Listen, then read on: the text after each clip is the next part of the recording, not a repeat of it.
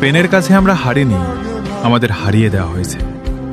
আমরা হেরেছি নোংরা রাজনীতি আর বিতর্কিত সিদ্ধান্তের কাছে। এই হার শুধু মাঠের 11 জন খেলোয়াড়ের নয়, এই হার বিশ্বের কোটি কোটি আর্জেন্টিনা সমর্থকের বুকের ভেতর রক্তক্ষরণের গল্প। মাঠে নামার আগেই আলবিসেরেস্তেদের মনস্তাত্ত্বিকভাবে ভেঙে দেওয়ার চেষ্টা করা হয়েছিল। তবুও লিওনেল মেসিকে দেখা গেছে সতীতীর্থদের বলতে, সব ভুলে যাও, শুধু ফুটবলে মন দাও। আমাদের কাজ শুধু দেশের জন্য লড়াই করা। এমিলিয়ানো মার্তিনেজ নিজের শেষটুকু উজাড় করে দিয়েছেন। লিয়ান্দ্রো পারেদেজ পায়ের অসহ্য যন্ত্রণা নিয়েও দেশের জন্য লড়ে গেছেন। আর বিতর্কিত সিদ্ধান্তে এনজো ফার্নান্দেজকে লাল কার্ড দেখিয়ে যেন ম্যাচের ভাগ্য আগেই লিখে দেওয়া হয়েছিল। শেষ বাঁশি বাজতেই আমরা ট্রফিটা হারিয়েছি, কিন্তু আমাদের যোদ্ধারা মাথা নত করেনি।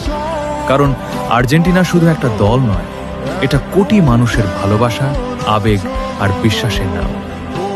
আমরা আবার ফিরব, কারণ আলবিসেলেস্তারা হার মানতে শেখেনি।